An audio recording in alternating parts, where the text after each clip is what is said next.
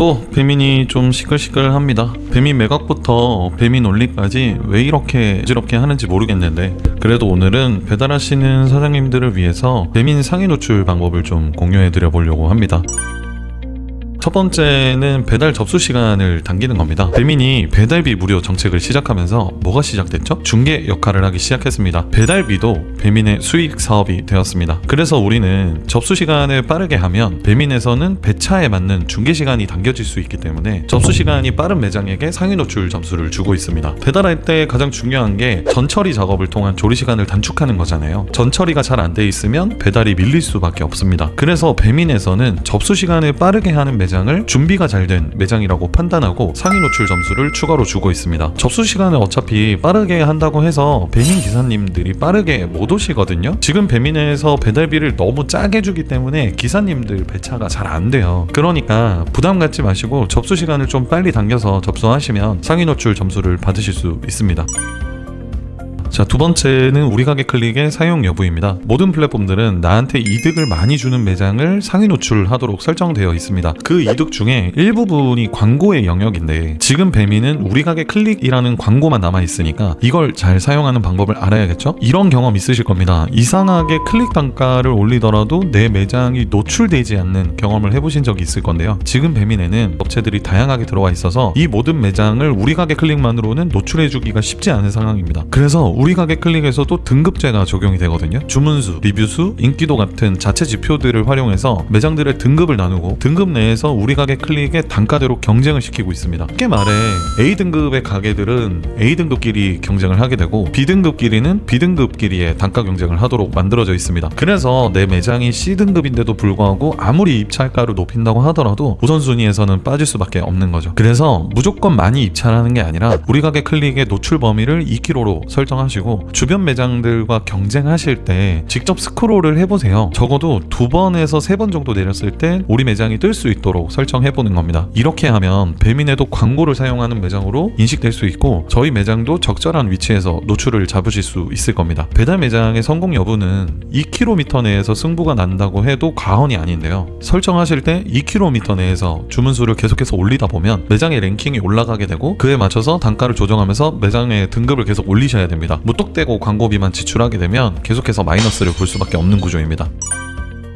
자, 세 번째로 넘어가 보겠습니다. 바로 할인율 설정인데요. 이게 지금 가장 배민의 문제인 물가 상승의 주요 원인인데, 사실 대표님들 입장에서는 이걸 설정할 수밖에 없습니다. 쿠폰이나 할인율이 설정되어 있는 매장이 클릭률이 높아질 수밖에 없고 고객에게 선택받는 확률이 올라가기 때문에 무조건 설정하셔야 되는데, 배민의 상위 노출 공식은 생각해보면 정말 단순합니다. 이 매장이 주문이 많나? 그리고 노출 대비 클릭률이 높나? 광고는 잘 사용하고 있나? 우리가 지키라는 지표들을 제대로 지키고 있나? 이것만 충족시켜 도 배민은 이미 막대한 수익이 이 매장에서 발생하고 있기 때문에 이 네 가지를 가장 상위 노출의 주요 지표로 삼을 수밖에 없습니다. 그래서 메뉴 가격을 쿠폰 가격에 맞춰서 올리셔야 하고 그만큼 고객에게 쿠폰을 설정해 주시는 게 좋을 수밖에 없습니다. 쿠폰은 노출을 위한 수단도 맞지만 고객의 클릭률을 올려주는 수단이기 때문에 꼭 설정하시기 바라겠습니다.